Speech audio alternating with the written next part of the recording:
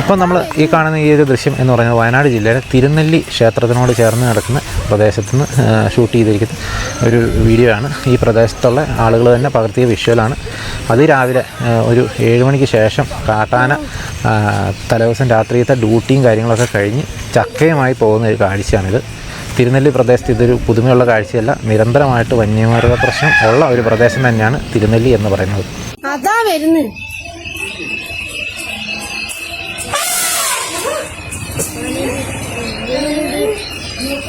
ചക്ക